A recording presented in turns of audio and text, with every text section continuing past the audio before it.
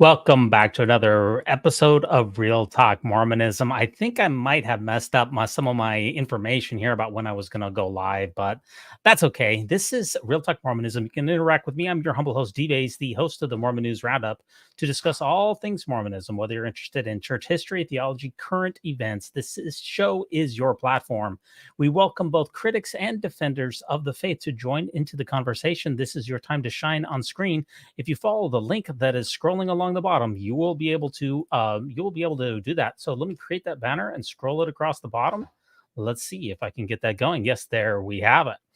And behind me, I have just purchased a brand new green screen. So what's behind me is actually now I'm a little bit more professional in my setup, which is kind of nice.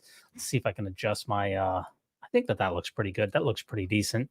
Now, whether you don't know the first thing about the Church of Jesus Christ of Latter-day Saints, or you're currently serving on the Strengthening Church Members Committee at church headquarters in Salt Lake City, there are no dumb questions. Nothing is off limits. Ask me anything. Stump the Chump. No holds barred. Outsmart the know-it-all. No scripts, no rules. That is, except for YouTube's terms of service. Simply click on the StreamYard link. To participate, join the program, share your thoughts, questions, and insights on anything that is LDS related, engage in lively discussions, and explore diverse perspectives on Mormonism. And in this one-of-a-kind interactive call-in show, I do not see anyone in the studio at the moment, but that's perfectly fine. I do have some things that I want to get out today. So, number one, I always like to share. I always like to share the thumbnail that I made for this particular episode. I think that's a pretty decent thumbnail there. We're going to be talking a little bit about the prosperity gospel, among other things today. I have a bunch of other stuff that I want to talk about. I have a great deal that I want to say to the world. There's no doubt about that. Now, first, if you go back and look at my this week's episodes, I put out a poll this week, and I want to show you that poll right here. And this is from the community tab here. And this is the poll. I've released one video per day, at least one video per day, without fail. I actually went back and looked at it today since January, and it's now September. So I have not missed a day, I don't think, in 8 or 9 months. That's absolutely incredible. And I actually checked on it just today. I have 140 unlisted videos that are just waiting to be shared. You know, I share usually 1 or 2 videos per day. I'm pretty prolific out there. So we're going to decide on this poll right now. And we're going to go ahead and schedule one of these right now on Real Talk Mormonism, since there's no one in the queue in the studio. Tell me which of these already produced but unlisted videos you want to see next, and it shall be done. So first, we have the improbability of Nephi's ship. I don't think you can see. Here's the poll results right here. That 36% right now is at the improbability of Nephi's ship. And what this particular episode, it's about 20 minutes long. It deals with the improbability of, Nephi and Lehi leaving on a transoceanic vessel from 600 BC in somewhere in the Arabian Peninsula, perhaps in Land Bountiful, which has been supposedly identified in modern day Oman. And it talks about the insane challenges that would have entailed. And before I did the research on that particular episode, obviously it's an ode to John Larson on his episode, I believe it is 186, of the Mormon Expressions podcast on how to build a transoceanic vessel. He's really the first one that I'm aware of that really tackled this issue. And he talked about the absolute impossibility of really a small Bedouin family of, say, 40 to 50 people constructing a ship and sailing into the New World. I was well aware of that. Mormonism Live has done full-length episodes on this that are like 3 hours long, and I believe that Mormon Expressions podcast is a little over an hour long. And obviously, this is well-worn. It's been trod many times before, but I did it in 20 minutes. I did it with a lot of fantastic visuals, and I think I really summed up the arguments of everybody involved. And the title of that is The Impossibility or Improbability of Nephi's Ship. And I called myself Nephi's Nautical Naysayer in that particular episode. And while I was doing the research on making that episode, that episode took maybe about 5-6 hours total time in being able to make. While I was doing the research for that, I didn't realize that, according to the Nephite record, that he got ore out of the mountain before he made the tools. So the idea is that he got the ore out to make the tools. But the difficult thing here is that to get ore out of a mountain without tools is an insane challenge. I mean, you can't even really make bellows without tools. And I demonstrate that in the episode that we're going to be watching there. The ability to get ore, the thing about ore is that it takes about 3,000 degrees to molten ore out of the side of a mountain. It's 3,000 degrees. And that is far hotter than you can get out of the mountain with just regular wood. You have to have some kind of a coal or charcoal. And if you want to make charcoal, it takes acres and acres of forest, and you have to have specific charcoal ovens. And that's one thing, if you know about Arabia, having spent some time there myself, both in Iraq and Kuwait, I can tell you that forests, even in Wadi Sak, which is the alleged place that is supposedly happened, having acres of forest is extremely unlikely. So again, you're moltening ore before it comes out of the mountain in order to make the tools that you have. And of course, everybody knows about the difficulties of doing a process like that. And the term molten here is very important because you could smelt gold or silver at less degrees than iron because their melting temperatures are much less. But the Book of Mormon didn't use the word smelt, it uses the word molten. So you have to make a blast furnace. And of course, this is well worn. I'm not telling you probably anything that anybody else hasn't told you. Making blast furnace is no small feat, and it is a technological marvel, especially for 600 BC for a small Israeli or a Jewish family. It takes, you have to have the tahiyas, you have to have the furnaces. It takes quite a bit of technology to make a blast furnace in order that you can actually molten the iron. Again, this is all without tools because he said that he needed the iron to get the tools. And that's really, in my opinion, one of the most difficult, insurmountable obstacles of the entire proposition. And of course, you have to have food to be able to cross the ocean. And that food naturally would have spoiled after a short period of time. You have to have food that has vitamin C if you want to avoid scurvy, for instance. So you need to have an entire pickling industry that's associated with getting that food. Otherwise, the book, they were on the sea for perhaps a year's time frame. And you have to avoid scurvy. So you have to have quite a bit of tech there. And of course, you need to have a huge amount of fresh water as well. Because it was kind of amusing. I was watching some Alyssa Grenfell today, and she talked about how Lehi and Nephi sailed across the Atlantic Ocean. And that is not really what most Book of Mormon scholars say. They sailed across the Pacific because of the trade winds and also because of certain statements by Joseph Smith. And I'm not trying to throw anybody under the bus, but I kind of play a game with myself with Alyssa Grenfell's content and see how far I can go before she makes a misstatement. And I'm sorry to tell you that it happens quite frequently in her content. And she engineers her content mostly towards non-Mormons. And I look in the comment section on a lot of her videos where there's these small misstatements. It's not a big misstatement, saying that they went across the Atlantic versus the Pacific, but it is a misstatement. And the people that she engineers it to, they never quite catch it. That's one reason that I'm not a real big fan of her channel, because of these small misstatements. I'm kind of a nitpicker on that sort of thing. I try to be honest and as accurate as I possibly can. And so that's just a small aside. But the Vikings and the Polynesians, who are the ones who really, and the Phoenicians really for that matter, are the ones who really pioneered the ability to go across oceans on long distances here.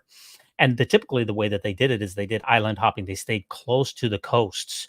When the Vikings came to North America, perhaps 1000 AD, they went from Sweden, from Norway, they island hopped over to Great Britain, they island hopped to Iceland, then they went over to Greenland. They were never far out on the open ocean, but it appears that the Book of Mormon text is in contrast to that, because it doesn't say that they stopped at all. It seems like they just kind of sailed from Arabia and then landed, according to Joseph Smith and some others, on the west side of South America, perhaps in modern day Chile.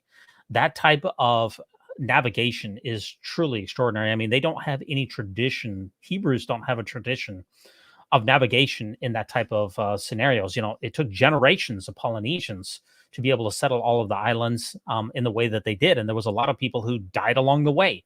And those generational knowledge needs to be passed down. And of course, Nephi and his party wouldn't have that. Joseph Smith, or whoever wrote the Book of Mormon, tries to give them an interpreter for directions. Of course, you would need a miracle of some sort because they just don't have the institutional knowledge.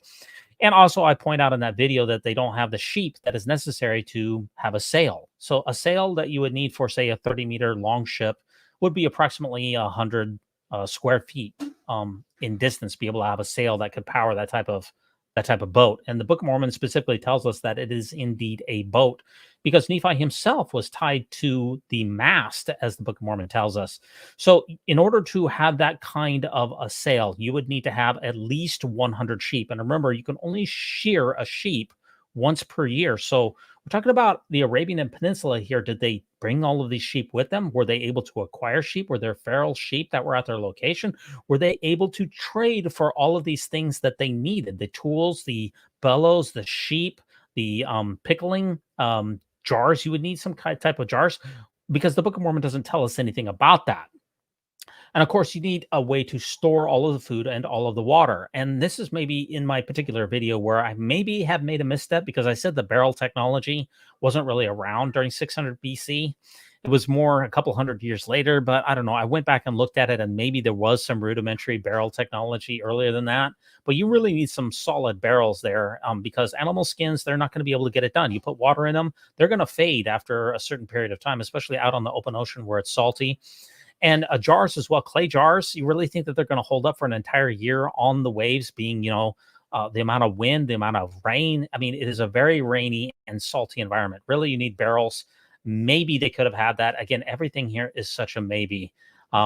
So, I mean, I demonstrated through that video, which is about a 20-minute long video, of the improbability of Nephi and his family being able to construct a ship. And also, it's, the bending of the keel, as John Larson points out, is one of the most fantastic elements of the story, because to have say a 30-meter long ship, you need a strong keel. And of course, you have to have wood that is suitable for these transoceanic vessel, to be able to cross an ocean. You need the keel here. And the thing about the keel is you've got to bend it into shape of the boat. And to do that, you have to moisten it, you have to steam it. And then it is going to take according to my research, 40 to 50 people have to get the ropes together. And of course, you have to make the ropes. The people in the Levant area probably used hemp for ropes, and you have to have technology to make ropes and bind it together. You need a lot of rope for these ships, by the way. To make the keels is one of the most daunting of the tasks. It's literally an institutional knowledge that would have been passed down from generation to generation. And what you would expect with someone who's making a long ship for the first time is that they would fail on that particular item, because they have no experience whatsoever in making these type of masts and keels and all the rest of the stuff. But we don't get any of that from the Book of Mormon. So it takes 50 people with all the ropes to bend these things in place. So you have to steam them, and then you have to bend the keel into place at the same time before it hardens. It's a very, very delicate process. And I also talk about in the video, I guess I'm giving a lot of spoilers away on this particular video. I talked about how in 2010, a group of amateurs, or actually semi-professionals in Norway, I believe it was in Norway, I have to go back and check the video, but they reenacted building a Viking longship. And they estimated when they started that it would take them about 27,000 hours of total manpower to make this ship. But when they actually completed it, they tallied up the hours, and it was 40,000 hours of manpower to make a basic Viking longship that would be approximately 30 meters in length, which is about what you would need to be able to cross the open ocean. This was in 2010. Now, they used primitive tools, and they tried to do it in an authentic manner. But that particular longship did not include the transportation of the materials to that site. It didn't include felling the trees. It didn't include raising the sheep and making for the sails. And it didn't include getting the ore out of the mountain or making the tools. So if we include all of that in there, making a ship that Nephi and his family would have crossed the ocean on, we're talking about 60,000 hours of work. Now, the average person in the United States, at least, works about 2,000 hours per year. So imagine working on this project if you were doing it alone, which, of course, you couldn't do it alone because of the keel. But if you were to do it alone, it would take 35 years of your life just to make the ship. Now, I know that the Book of Mormon text tells us they probably had 40 to 50 people. And, of course, we have to imagine that they also had camels that would help them out, even though the Book of Mormon text is silent about the camels. And of course, Dan Vogel pointed out in a video that he released about a year ago about the improbability of finding the Valley of Lemuel and the River of Laban. Actually, I think I have those opposite, right? It's the Valley of Laban and the River Lemuel. Anyway, he talks about even with camels, how the distances that they traveled there were not in accordance with what could be reasonable. They would have had to have traveled at an extraordinary rate, even if we give them the ability to have camels. Every part of the story is really strange credibility. Now, Colby Reddish and I reviewed Jacob Hansen and Trent Horn's debate that they had on the historicity of the Book of Mormon, and I already dealt with the idea of Nahum. And if you go to Philip Jenkins' website there, which talks about the Nahum follies, he points out the absolute ridiculous nature of having Nahum as a bullseye, which Jacob used in the Trent Horn debate. John Hamer rips that apart, and so do so many other people. This Nahum is not a bullseye. And we also talked in that debate, if you go back and look at our Trent Horn debate review with Colby Reddish, how the finding so-called Ishmael's tomb is also highly improbable. So basically what this video does is the improbability of Nephi's ship. It really tears apart the Book of Mormon's narrative. And it appears that whoever wrote the Book of Mormon was not at all familiar with shipbuilding. And that's why this particular video, which I will be releasing in a couple of days, I think you will find very interesting. Obviously, I'm not telling many of you things that you probably don't already know before, but it was very interesting for me to go back and do the research on it. I found it to be fascinating. Now, the videos that lost out here, again, I have a whole horde of videos. These are all my videos here. If we search for visibility, the unlisted videos, if we search for all of these unlisted videos, I just have so many videos, and most of these are original content, though not all of them. I have lots and lots. Most of this is my own content. I'm not cutting up anybody else's stuff here, but I just have so much content out there that I want to share with you. The next one up is shirtless word radio live streams. So over those guys over there, Word Radio, Cardin Ellis and Brad and Luke and Brittany, the rest of those guys, they joked around about doing shirtless Word Radio live streams. So I put together a video that imagined what that might look like. And I think that that's pretty amusing. It's only a 3-minute video, but it is rather, it's fun. Now, the next one that lost out here is Michelle Stone a fraud? And in some ways, oh, look, we're so close here. Look at this. It depends on how I vote. Look at the poll. I can change the polling. Oh, that's interesting. I didn't realize that. It's very close. If you want to vote here, I guess I'll decide tomorrow. But the next video is Michelle Stone a fraud? And I put together a video here recently that's an hour-long video that I'm really, really proud of, that talks about the origins of polygamy all the way back from biblical times. And in 1 hour, I take you up through biblical times, all the way up through the New Testament, all the way up to Joseph Smith's practice of polygamy, which I absolutely document to the nth degree, all the way through the first manifesto with Wilfred Woodruff, through Brigham Young's polygamy of 56 wives, and the first manifesto, Wilfred Woodruff in 1890, all the way through the second manifesto with Joseph F. Smith, the Reed Smoot hearings, the dissolution of polygamy finally in the early 1840s, the splintering of Mormon fundamentalism, and then how the modern church approaches polygamy. And I did all of that in 1 hour. It's a great video. And I did it in collaboration with Sandra Tanner. And I'm really proud of that video. I'm going to be releasing it soon. And it absolutely documents and demonstrates that not only did Joseph Smith practice polygamy, but that polygamy continued on past the first manifesto, 1890. According to Sandra and according to the best research, even Gospel Tangents admits that Wilfred Woodruff himself took another wife after his manifesto. The manifesto was an absolute joke. And I'm really looking forward to releasing that video. And part of that video, and this is one of the reasons that I asked, is Michelle Stone a fraud? Obviously, her ideas about Joseph Smith not practicing polygamy have been completely debunked. And that particular video walks us through where Brian Stone, the famous polygamy researcher who is Brian Hales. Brian Hales, the famous Mormon polygamy researcher, walks us through how Michelle Stone is 100% wrong about Joseph Smith practicing polygamy, and that it has been an acknowledged fact among all Latter-day Saints since about 2014, when the Mormon Church came out with the Gospel Topics essays finally admitting that Joseph Smith practiced polygamy.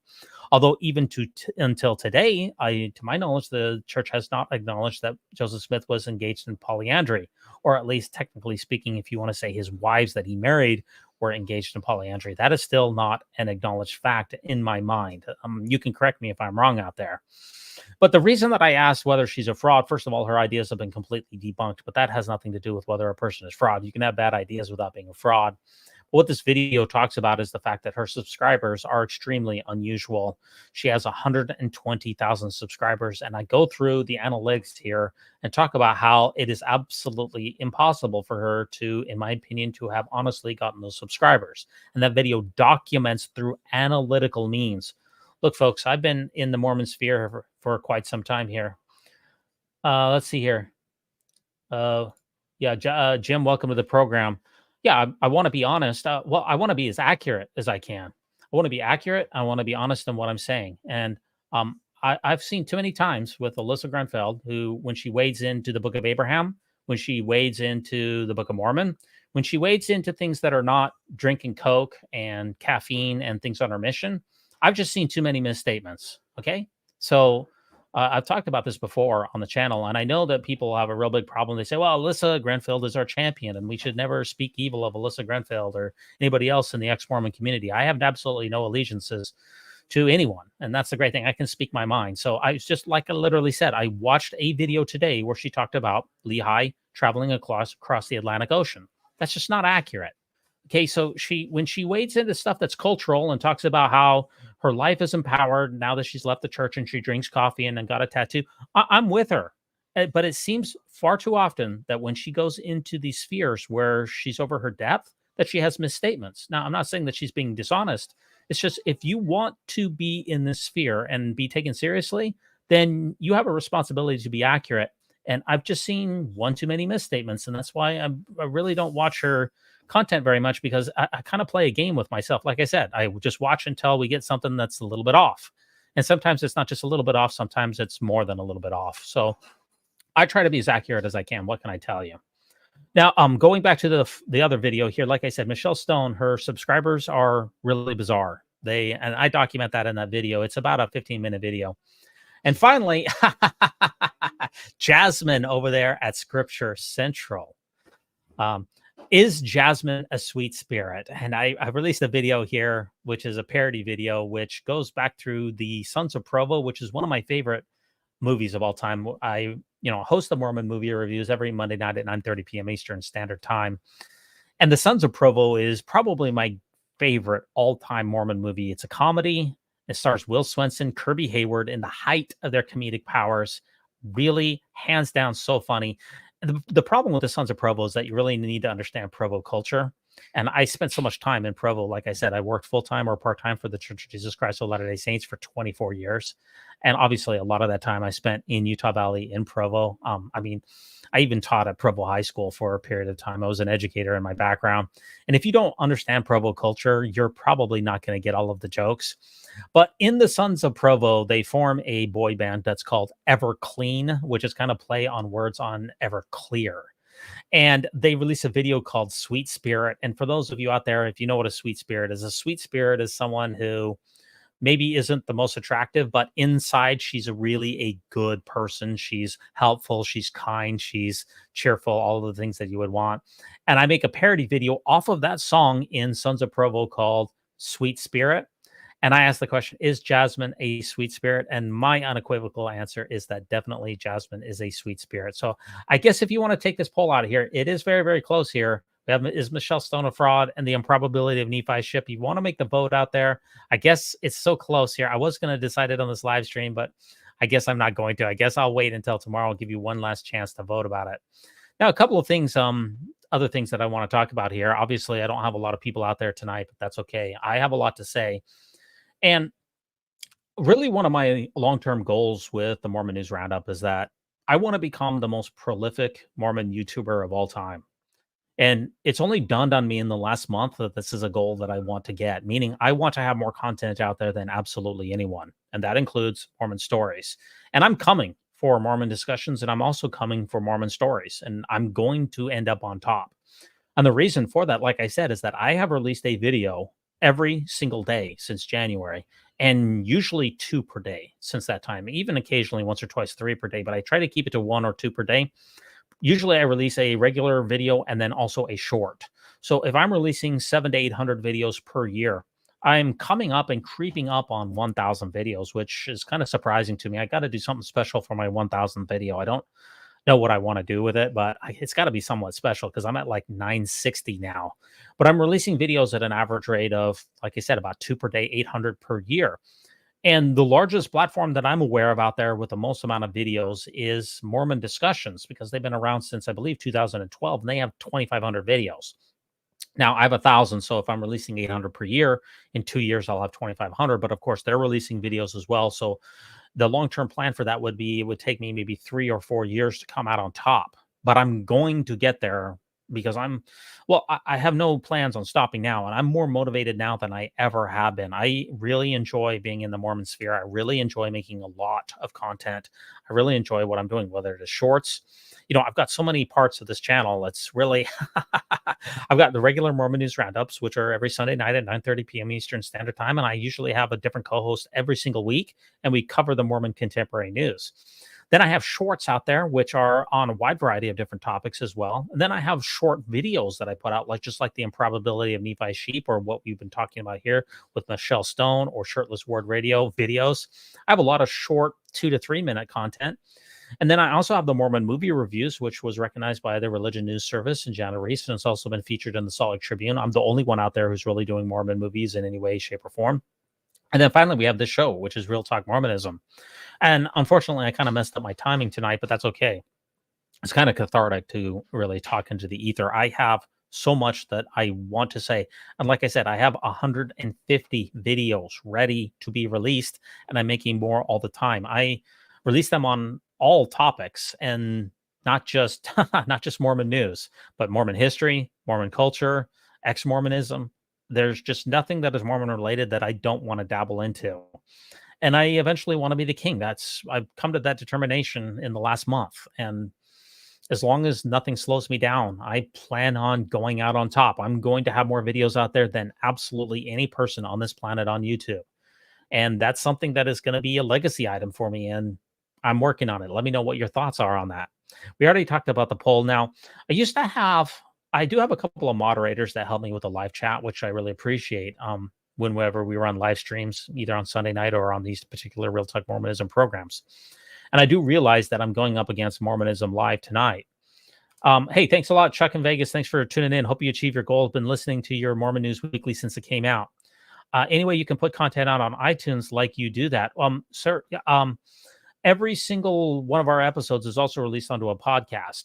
Well, all of the main episodes that we have, not just the little 2 or 3 minute contents, but the main Mormon News Roundup is on Spotify, it's on iTunes, it's on Castbox, and it's on a number of different platforms. So yes, it's already out there. You should be able to find the Mormon News Roundup on Apple Podcasts with no problem. But I appreciate you checking in. Thanks so much for listening. And I do want to achieve my goals. And those of you out there listening, I really appreciate it. You're helping me do that. Definitely could not do it without you. Now, talking about some of the moderators that I've had, I have a couple of moderators that are really good, and they certainly have helped out a lot on moderation in the live chat, because sometimes you get up to 200. I guess we've almost even had 300 people in a live chat, which is not that many, considering how much people listen to Mormon Stories and Mormonism Live and those programs. Mormonism Live usually has maybe between 600 and 800, and Mormon Stories usually has between 1,000 and 2,000. And so obviously I'm far behind that, since we only have 7 people listening tonight, but that's okay. I'm here for it anyway. It doesn't matter. But as far as moderation is concerned, if anybody is out there is wanting to do more with the Mormon News Roundup and help me achieve my goals, I used to have a person who helped me behind the scenes. I'm trying not to say too much about this person, but it was very helpful, because this person put some of the descriptions in, they pinned some comments, they helped publish things. They did a few things behind the scenes in the YouTube channel that really made things easy for me. I could upload, and then this person was scheduled it all for me, and it really helped my operation. And I'll just tell you the story about what happened here. Unfortunately, that person decided to quit and has decided to never come back onto the Mormon News Roundup, and has basically boycotted the channel. I'll tell you the quick story about it. I'm not trying to burn a bridge, but the bridge has already been burned. What can I tell you?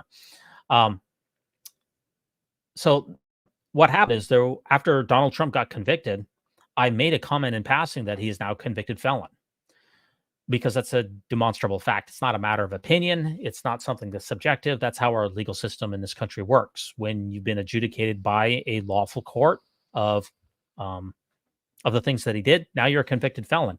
I didn't. That's all that I said. That's the only thing that I said was a factual statement. I didn't even make an opinion about Donald Trump. I didn't say that he was unfit to be commander in chief, or that he had, that he is in cognitive decline, or anything like that. I made a single factual statement about Donald Trump. And she lost it. I guess I'm going to tell you the sex. She really lost it. She says, yeah, but Joe Biden slept with Joe Biden took a naked shower with his daughter. So I was like, what? I wasn't aware of that. When I went back and fact checked that, hey, Chuck in Vegas, thanks so much. Really appreciate it, pal. Thanks for the donation, buddy. Really appreciate it. So I went back and I wasn't aware of that. And that's just basically a rumor. In fact, it's been debunked a couple of times. And I was like, oh my gosh, we're talking about someone being a convicted felon on one hand, and then we're talking about somebody who allegedly took a shower with their daughter naked. And I just couldn't believe it, but that was it. That was the last straw for her. She said, I'm quitting, and I can't be a part of your podcast because you said Donald Trump is a convicted felon.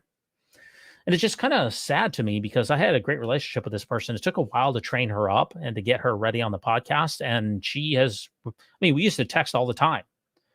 But it's amazing to me how politics can affect people, because if you say something bad about their candidate, oh my goodness, now that's beyond the pale. And it's amazing to me that a lot of ex-Mormons in this community, they use critical thinking when it comes to criticizing the church or rational skepticism. But if you criticize their beloved political candidates, that's not to be tolerated. We can't have an open discussion about that. We can have an open discussion about the existence of God, about the prophetic powers of the Quorum of the 15. But if you touch my candidate, if you mention the factual nature of Donald Trump committing 34 felonies and being adjudicated guilty of that, then we can't be friends. And quite frankly, that is the same type of mentality. And I'm just going to put that right out there that Cardin Ellis has. I did a debunking of Cardin Ellis a couple of weeks ago, which was one of my greatest episodes, honestly, where I took Cardin Ellis out to the woodshed and gave him an absolute beatdown. If you haven't watched that episode, I am really proud of that. And also Nick Sales along with it. And what Cardin said in that episode that I really took him to task on was that if someone leaves the church, then you can't be friends with them anymore. That's what he literally said a couple of different times in that episode. And that's amazing to me that I would have somebody who I really consider to be a close friend, that as soon as I criticized her political candidate, and it wasn't even a criticism, it was just a factual statement. I didn't make an opinion. All I said was a factual statement about Donald Trump's criminal record. It wasn't even a subjective opinion. But as soon as I did that, we can't be friends either. And I honestly thought that ex-Mormons would be better than that. I really did, because she is an ex-Mormon. But she couldn't. And I've noticed that people, when it comes to critical thinking, they really compartmentalize how they approach things. And as Garrick, welcome to the program. It's old behaviors carried over from their former culture. And that's so true. It's absolutely true. It's like the same when you try to teach someone something out of their preview of knowledge, they dogmaticize it as literal. Yeah. And I didn't even say my opinion, that Donald Trump, considering the fact that he's stolen nuclear secrets and that he's been convicted of rape by a judge, and that his charity has been shut down as a fraud, that he's declared bankruptcy 6 times, that he has a very difficult time with the truth, and that he's very, very old. I didn't even say any of those opinionated things that I did. It was just merely the fact that I said that he was a convicted felon, and that's unfortunate. So the entire point of this story is that if anybody out there wants to help me be a moderator in the background, I can train you up on how to do it, and you can help the Mormon News Roundup become supreme on YouTube, because that is my ultimate goal. And I'm very focused on that goal, and I'm very passionate about it. I have a lot that I want to say, and it just comes out. Really, I sat down and made a couple of videos that they come so much faster to me now than when I used to make the videos. My editing skill is better. My ability to communicate is so much better. I have improved every aspect. From my ability to make a thumbnail, it used to take me like 30 minutes to make a thumbnail. I can make one now in literally about 3 minutes. Professional quality, very good quality. I can put the descriptions in there. I can get this. I've got this thing down to a science. So I really appreciate everybody coming on. I appreciate that. Well, to Dives, Exmos they had an ounce of truth, held a strict hierarchy of what was right. All those qualities make him a perfect presidential candidate for the religious, represents everything they believe in. Yeah. And on Real Talk Mormonism, it's really where I let my hair down. We're going to talk about politics, especially since we covered the WikiLeaks and the Mormon Leaks videos. And I'm a news junkie at heart, really at the core of myself. Ever since 2008 is really when I started following politics much more carefully. And I'm obsessed with politics and I'm obsessed with Mormon news. And so obviously that makes this a very good bedfellows for this particular program. Okay, so like I said, if you want to join me in an admin, if you want to be a junior member of the Mormon News Roundup and have YouTube editor privileges, we can train you up and you can help me out with that. I'd appreciate that. I do want to mention that I finally bought a green screen that's behind me now. It's got a little bit of static right here. I don't know what the deal is with that. I've got to tweak the settings just a little bit, but I'm finally trying to get as professional as I can with the particular lighting here. I don't know if that helps or if that hurts, but this green screen is going to be better if I can figure it all out. It definitely does look better than what I've had before. So that was another $200 down the drain, but it's from people like Chuck. Hey, you're the one who gave me that super sticker. Appreciate that. I spent it on the green screen. So thanks so much. Now, the previous videos from this week, let's take a look here because like I said, hey, Doug, welcome to the program. Great to see you. Now, the videos from this week here, if we sort it by the videos that have been visibility, the ones that were public, obviously I have released quite a few videos out there. It's truly tremendous how many videos that I've got. Let's look at the videos that were released this week and see what is today. Sorry, this is a live stream here. I guess I'm not as professional as I used to be. Let's see what we released this week and see how they did. Obviously, we had the Fighting Preacher, which is an interesting video if you haven't watched that one. And these are some of my older movie reviews where I wasn't quite as good of a communicator, but this is still a really nice review. The Fighting Preacher. This is a video that was made by T.C. Christensen. T.C. Christensen was one of the most prolific, if not the most prolific Mormon movie guy of all time. The great thing about The Fighting Preacher is that it takes you back through the church's history in Palmyra. There was no one in Palmyra whatsoever to maintain the church's sites, including the Joseph Smith home, including the Hill Cumorah, including the Fayette, the Grand and Prince shop, including the Fayette home, including all of the other church sites. So what the church did, Joseph F. Smith in the beginning of 1900s called a man on a mission to go back to Palmyra to try to purchase up all of the homes. And here's the co-star that goes along with that. And it turned out that he was a polygamist, but they never get into that. It's just persecution. This is the persecution complex. They never talk about the reasons behind it of ripping people off continuous. My wife was not into it as much as I was hoped, but I was really into it and really enjoyed it. Unfortunately, we didn't get a chance to see the Peter Whitmer home in Fayette just because we didn't have time. But it was a fun trip. Hey, Peter, welcome to the program. Really appreciate that. Also talks about how his family was, they didn't like the Mormons, but yeah, that's the reason why. And says looks like you're in a very expensive bathroom. This is supposed to be a celestial room, by the way. Oh, you can see my hands here are a lot better. So anyway, okay, getting back to my agenda here. So some of my other previous videos that were released this week included the ultimate guide to LDS news programs. So this was an interesting video if you didn't get a chance to watch this either. This was the ultimate guide to LDS news shows, best sources for Mormon updates. So I went through all of the Mormon-related news programs out there, everything from This Week in Mormons to the Cultural Hall to the Mormon Newscast to Generally Unquotable. Nice try, Chief. Mormon Stories. I covered all of them and my from the Mormon experiences. And News of course, Roundup, there's Megan from Generally Unquotable. And we talked about all of the different ways that you can get Mormon-related information. I don't know if all of you... I've got two more Mormon-themed news sources that I'm going to cover on this podcast, so stay with me all the way to the end. So what can I tell you? But if you haven't had a chance to watch this, it's very interesting. And there's a couple of juicy nuggets in here. Specifically, there was an interaction that was extremely bizarre with Richie Stedman from the Cultural Hall podcast. And we had a very interesting interaction, which was very cringeworthy in my opinion. And I also played and not so This Week in Mormon. So Latter-day the Saint Cultural Hall life. podcast. It aims to do so with a thoughtful analysis and good humor. So, I mean, It's the what we have longest as far as running competition is LDS concerned is news-related This Week in podcast Mormons, in this we have the area. Culture Hall with Richie Stedman, not with Cult, This Week but in with Richie Mormons Stedman. is hosted by And then Jeff we have the Mormon Openshaw, Newscast. who We is also have the Mormon Stories. We have editor-in-chief, Generally producer, Unquotable. and We have host Mormon of Land. This Week in We have Mormons, KSL, the a Deseret prominent News, and those Mormon type of programs. news Those are program. all of the dedicated This Week in programs Mormons that I guess also are my has a competitors. wide I give variety you the of different pros and the hosts, cons including of the Twin all of Sisters. these Now, particular I shows. emailed the And founder, Jeff, I've a watched bunch these of shows times many, regarding many doing collaborations, but he the won't videos are return my cool. emails, even though Hey, thanks a lot there. I apologize for that. I got to check my headphones here. Okay, that should be better. I apologize for that. Sorry about that. Oh boy. Man, that is sorry about that, everybody. I guess that's been going on for a little while there. I apologize for that. So, shoot. I always get frustrated if I have technical problems. Like I said, there's a number of different ways that you can receive your Mormon news out there. You have the Mormon Newscast, which is hosted by Bill Real Radio Free Mormon and Rebecca Biblioteca. And John used to do that program, and he doesn't do it anymore.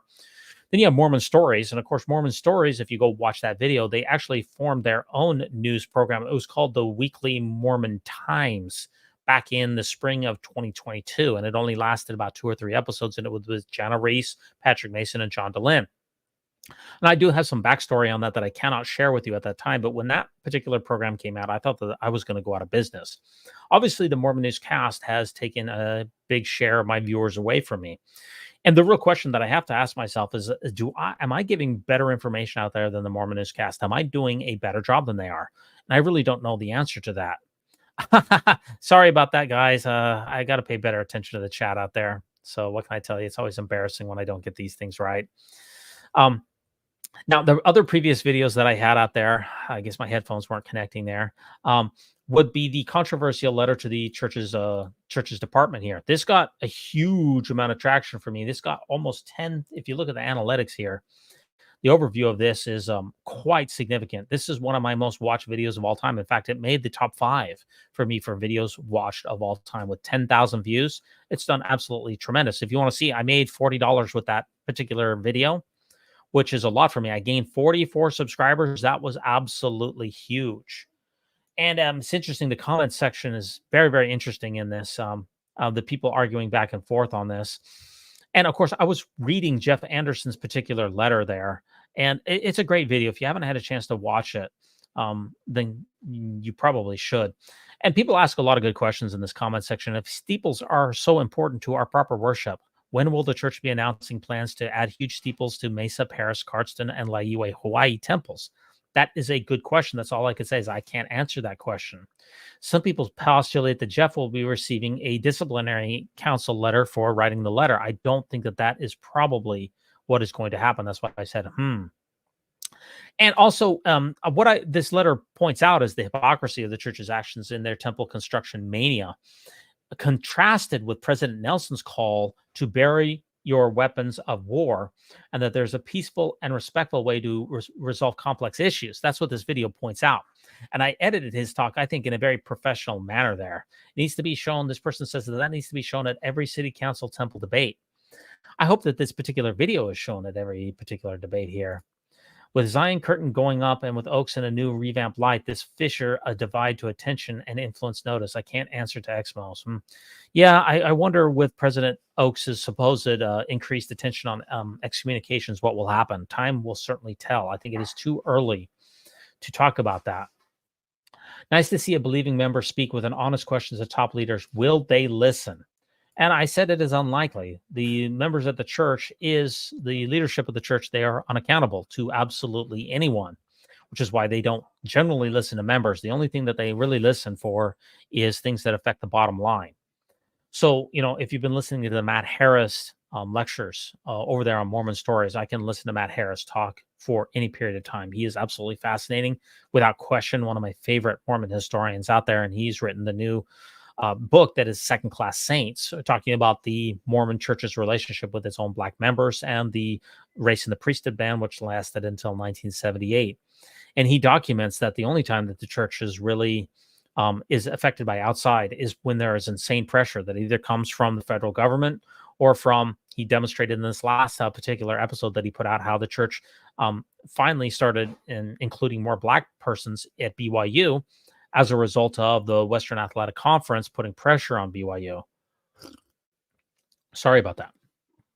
So a couple of other comments here. Shows Mormons and their love for great and spacious buildings. We can do better. Now, of course, the great and spacious buildings reference there is from the Book of Mormon.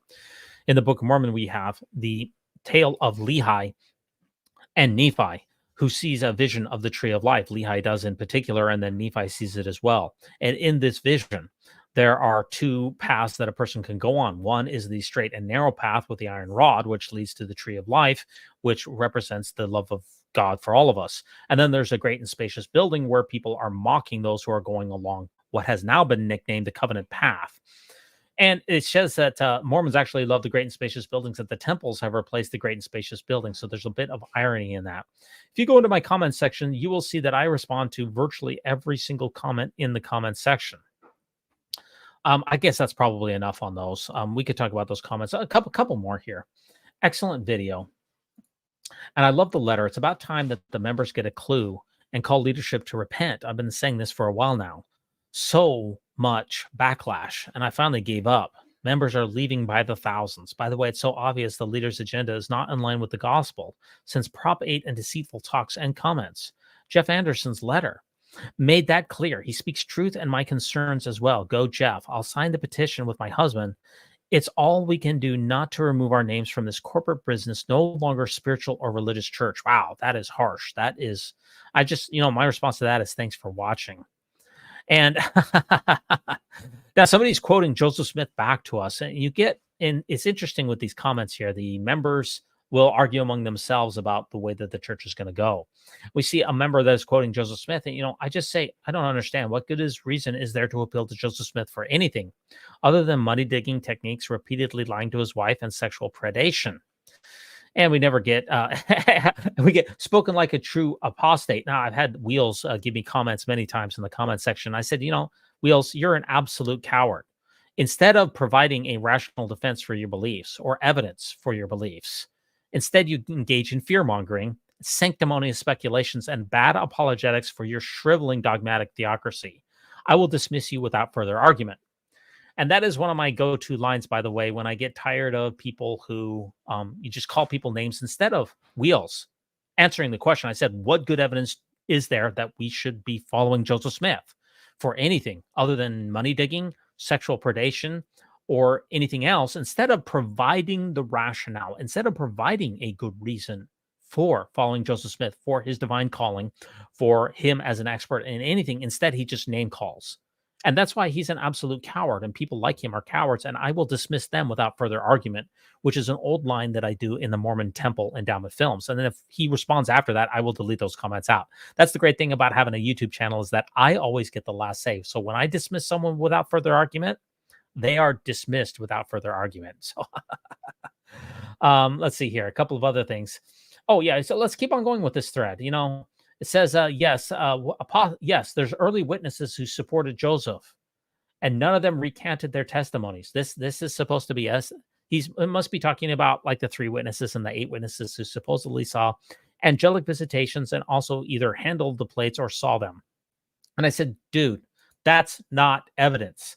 Plenty of people have gone to their graves believing that Elvis came back from the dead. Plenty of people have died never recanting their alien abduction stories. And lots of people swear that they've seen ghosts and witches. The idea that someone telling a story who didn't recant is some kind of good evidence is a fantasy. Wake up. And you'll see in my comments section that I kind of am a little bit harsher out there. There's not enough time to soothe people's tender mercies and their spiritual bosom feelings. I let them have it. And when people don't have good reasons for their beliefs, I call them out for it. And I'm not afraid to do that. Someone said, I agree with Jeff 100%. Good to know. Once again, Wheels is back. Let's see what he's always. So the church should just kowtow to the world so we don't hurt anyone's feelings. Satan will do everything in his power to stir people's hearts up. So I guess the Lord's most important work that goes on in the temples just ended because of not offending anyone is more important. So I said that the church's first and foremost duty is to be good. The fact that this needs to be explained to you is embarrassing. And really what we've come to find out, or at least what the leaked documents say, is that many of the temples they use the same names over and over again. up to 30, or even I've heard up to 40% of the names are just recycled, and that these names are being done over and over again. That doesn't seem like important work to me, even if you were to accept the ordinances that take place inside of them. That seems like a complete and utter waste of time. And speaking of Fairview in particular, when we looked at the API script for the temple scheduler in Dallas, which is the closest temple to Fairview, we came to find out that in a week's time frame of a particular week, there was only one session in Dallas that was completely full, and that there were many, many sessions with less than 10% of people doing temple work. Okay, so building another Masonic esoteric castle 27 miles away doesn't seem like a good use of $40 million. That much goes without saying. Garrick, let's see. I gotta do better at looking at the comments. This goes all the way back to the original covenant path and the straight and narrow. I was hoping more resources to be available. It appears to Pioneer forgot themselves too much. Am I Pioneer stock? Yes, I am. I'm a 7th generation Mormon. And in fact, one of my ancestors is William Pitt, who was the band leader in Nauvoo. He came across the plains and eventually settled in Sanpete County. And that's where a lot of my family has a musical background. And of course, I have a musical background as well. And I can thank it all for William Pitt. So on my father's side in particular, through my father's mother, her maiden name was Pitt, and it traces all the way back to William Pitt, the band leader in Nauvoo. I could talk to you about that if you Google William Pitt. Is a fascinating story, and it's something that I really hold very important to me. That's one of those reasons that I want to maintain my membership in the church, is that I want to have that connection to William Pitt. You know, the fact that I am a musical person, it derives from him, and being kicked out of the church is not something that I relish, though I do imagine that it will eventually come for me. Right now, I only have 4,000 subscribers. Nemo has 40,000. It seems like they leave people with small channels alone. But if this channel ever does catch on, which is a tall tale. I mean, we're 3 years into it, and I have 4,000 subscribers. That is hardly something to brag about. But if it ever does, then I certainly expect that they will come for me. And we all need to understand that our membership in the church is a private club. This is an exclusive private club where you have no membership benefits. The only member of the church who has any real rights is President Nelson. No one else has the right to do anything. When you're baptized in the church, you gain no rights whatsoever. You can't sue the church for not giving you something. Russell Marion Nelson is the only one who has any authority in the church, period. Doug, welcome to the program. It is nice to see you. Now, it's going down some of my more agenda items out there. Called for this podcast. Okay, yeah, like I said, future videos coming up. One of the other ideas that I have is doing a 24-hour Mormon News Roundup marathon. I know that seems kind of crazy, but I was thinking about doing it on a holiday just to have a stream that goes for 24 hours. Because like I said, I didn't really put much preparation in this particular stream, but I am able to keep streams on for a long period of time. So I'm thinking about doing a 24-hour marathon. So what about some of the future videos that I have lined up? Let's give you a sneak peek out there. Let's see what I've got lined up here that are going to be released in the next couple of days. So we're going to sort this now by only videos that have a schedule. Let's see what the videos are that are coming out in the near future. Like I said, I just have so many videos out there. Let's see. I already have 100 videos scheduled, and I also have a bunch of videos that are unscheduled. So let's back this up here. Today is September 18th. Let's see what's coming down the pike in the near future. Oh, I remember making all these videos. Okay. I do a couple of parody videos out there that are joke videos. You know, why don't we watch this one? This one's going to go Pause, Prayers, and LDS Missionaries, a groundbreaking change. So let's take a look at this one. This is a parody video here. That sounds hilarious here. Mormon missionaries now allowed to have pets. This is going to be released tomorrow, but we'll give you a sneak peek on it. It's only 2 minutes. And these are videos that are absolutely parodies. They're jokes. They're not true. But a lot of people, when they watch these videos, they don't realize that they're parodies, even though in the description, it will literally say a parody video in the videos. See, if you go back to this particular article here, which is from LDS Daily, I take these articles out there and I turn them into videos. So the article is from LDS Daily, which is one of my favorite places out there. And you can see that it was released on April 1st. It's a joke video, April 1st. Pause and Prayers, Latter-day Saints missionaries now allowed to have pets. And so you'll see that a lot of the iconography from this video I get from this particular article, and then I just turn it into a video, which I find to be very amusing.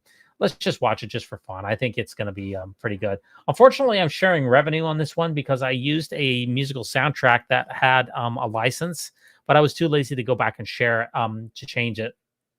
So when it comes to the sharing video, because I use this crazy chase, what'll happen with that sharing of the video is that I will only get 50% of the income on this particular video, which is not going to be very significant anyway, but let's watch this just for fun. Have you ever wondered about the profound role pets play in our lives and how they could potentially influence something as unique as religious missionary work? In a world that's constantly changing and evolving, our spiritual journey also experiences shifts and turns. One such surprising yet heartwarming twist has been introduced by the Church of Jesus Christ of Latter-day Saints. In a groundbreaking policy change, full-time missionaries are now allowed to have pets accompany them during their missionary service. This policy didn't just appear out of thin air. It was born from an understanding of the companionship and joy pets bring into our lives. The church believed that these furry friends could enhance the missionary work by serving as a conversation starter, a bridge between people of different backgrounds and beliefs. But the benefits of this policy go beyond the realm of missionary work. It reflects the church's commitment to innovation and adaptation in a changing world. It shows a willingness to embrace change, to find new ways of connecting with people, of spreading faith and love. So what have we learned today? We've seen how pets, our loyal companions, can be a powerful tool in religious missionary work. They not only provide companionship, but also serve as a bridge between missionaries and potential converts. We've learned about the innovative policy of the Church of Jesus Christ of Latter-day Saints, which allows missionaries to have pets. And we've seen how this policy is expected to boost morale, spread joy, and strengthen bonds of faith. In a world where change is the only constant, it's heartwarming to see how faith and love can find new ways to express themselves, even through our pets. Because at the end of the day, it's all about spreading joy, love, and understanding. And who better to help us on this journey than our beloved pets? So, good news. I saw a dog today. Have you seen a dog? You probably have. Yeah, that's pretty good out there. I like some of the pictures. So I got some of the pictures from LDS Daily directly in there, but then I used AI to help me out with some of these other pictures like this one. That is handsome though. Come on, you got to give it up for that. That's nice. Don't you think missionaries would have better mental health if they had pets though? Seriously, that would be great. Wish I would have had a pet on my mission. But then of course I take it to the next level. Now, what I fill the middle of this with is just stock footage. There's a lot of missionary stock footage out there, and the church almost never copyright strikes this. So the copyright on this particular one came from that song that I used. Unfortunately, I didn't have a license for that. If you want to buy the YouTube licenses, it's really expensive. It costs hundreds of dollars. But if you do, then you can use a bunch of music for free. But I haven't done that because it's just too expensive. But obviously, I'll use a missionary with a snake. I like that. That's nice. Some of the other, I would like a macaw. What is that? What is that? A macaw? I don't know. What is that? A bonobo? I'm not sure if it's a bonobo. Yeah, a monkey of some sort, a lemur. With a guinea pig, when I was a kid, I had a guinea pig. Quick story. We brought it to school for a pet with I believe it was my fourth grade class, and it became the class pet in elementary school back when I was a kid in Salt Lake City, Utah. Unfortunately, my teacher left the window open in the wintertime over the weekend. We came back and my guinea pig was dead. So that's unfortunate. But yeah, I used to have a guinea pig. Let's see what else. What are some of the alpacas? Actually, I think the AI narration on this was really, really good. Sometimes my AI narration is not as good as others. So still working on these particular videos. So yeah, we got that one coming out. We got the LDS Church Mixed Messages for Gay Mormons coming out here. And unfortunately, this one also got a copyright on it because once again, I use some cinematic trailer music. Oftentimes it's the music. I've gotten a little bit better, but this one got a copyright strike too. We're not going to watch this one too. A Journey of Change. And then also another video that's coming out here is, questions I'd like to ask Russell Marion Nelson. Yeah, this is a good video too. It's got him on the swing here. This is based off of, I want to say this is based off of an article. What was the article that I based this off of? It's been a while. Yeah, Mormonism Research Ministry. I made a bunch of articles based off of that, but that's coming out this week too. We're not going to watch that either. But those are kind of the videos that I have that are coming up. Like I said, I'm thinking about doing a marathon here. Not too sure about that. Now, a couple of other thoughts here. Obviously over there at Mormonism Live, they just did an episode with Nemo the Mormon and his excommunication. Everybody's talking about that. And like I said, I talked about that just a little bit earlier. It's kind of sad to me that that he's getting excommunicated. And for those people who have never faced something like that, I don't think that they can really appreciate it. And I know that the people over there at Word Radio and others are really happy about the fact that he's getting excommunicated. And it gives me a great deal of pause because I know that the church is going to come for me someday too. It's just crazy. I have a video for everything out there, don't I, folks? I guess we got to watch this because I did put out a video. I put together an unlisted video. I got so many videos. It's really it's off the hook here. All right. Let's see which one of these. I got 2 videos on Nemo's excommunication here. Here they both are. I guess you're going to get a sneak peek of that. I haven't had a chance to release them yet. Here, let me see if I can get this on the screen better. One of them is okay, we're gonna do this on a vote here. We have Jonah Barnes. Actually, let's pull both of these up. I haven't released these videos either. Like I said, I got so many videos, it's really ridiculous. So these are both. I want to get a vote out here. We're gonna do the vote. Number 1 is we're gonna watch one of these. Jonah Barnes' unhinged rant on Word Radio maligning Nemo the Mormon. And I asked the question: is Jonah Barnes okay? If you want to see that one, put a 1 in the chat. Also, shirtless LDS live streams. Jonah Barnes gets pulled over by the cops and Word Radio's Wild Wardrobe. And they're also talking about Nemo the Mormon here, too. So I need a 1 or a 2. 1 is Jonah Barnes' unhinged rant on Word Radio. And number 2 is shirtless LDS live streams. Put a 1 or a 2 in the chat. In fact, I'm going to put a poll up here. I'm going to add a poll here. Start a poll. Okay. Which video do you want to see?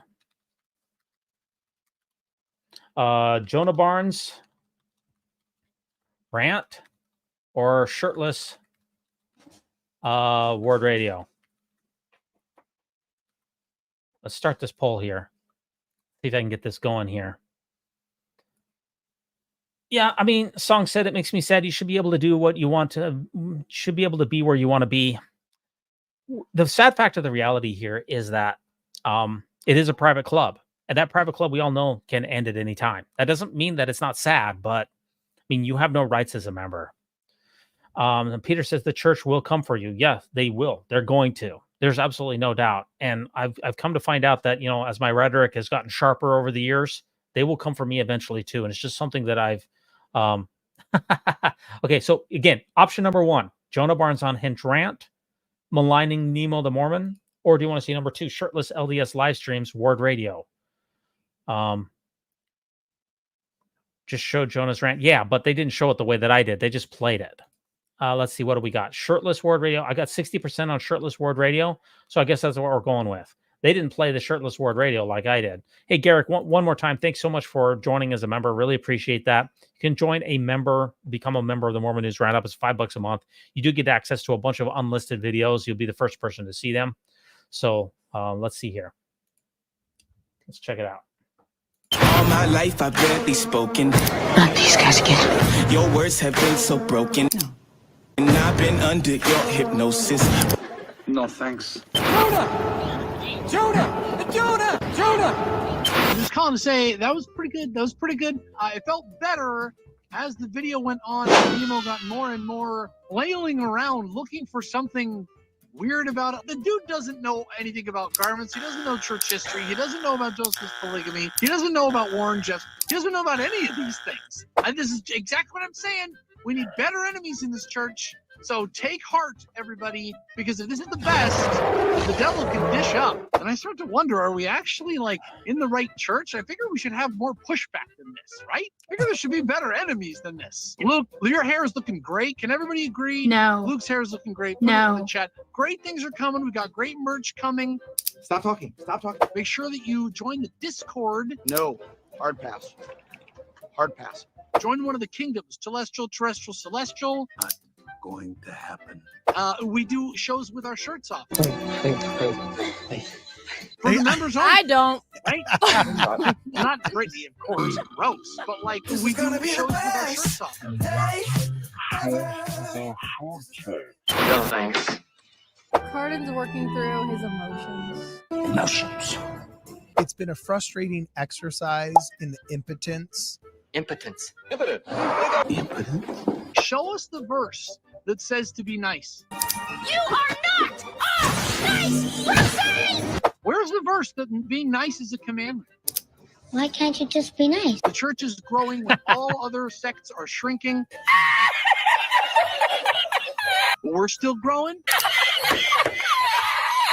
I am going to get pulled over here. I think I'm in a ditch. I'm in a ditch somewhere. You have AAA, Cardin? Yeah. Can I get your AAA number, Cardin? I'll help you out. We will send assistance quickly. Hurry, there's something knocking at the window. There once was a ship that put to sea. The name of the ship was What was that? What was that? This is gonna be the best day ever. All my life I've barely spoken. All my life. That is a top quality video. You can actually see the difference in this video between... I upgraded my editing capabilities because Culch actually gave me access to a premium editing software, which is called CapCut. And he gave that to me for free. So shout out to Culch. Really appreciate that there, buddy. And that has improved my editing skills a great deal because I used to use Clipchamp, which is a free software, but it had glitches and it had limited capabilities. So you can actually see the difference between the MTC video that I did with the missionaries and this one. And you can just see that there's just a lot better quality with the CapCut. And I've gotten much better at that one. So it's pretty funny out there. You know, they're bemoaning, he says, this is the best that the devil can do. Come on, Jonah. It's 2024, buddy. Blaming things on invisible demons, man. I mean, that's not reality, bro. Get a clue. There's no invisible demons. And he says, oh, well, we should have, there should be better enemies. You don't need better enemies of the church, buddy. What do you mean? There should be less members? I don't understand. Give me a break.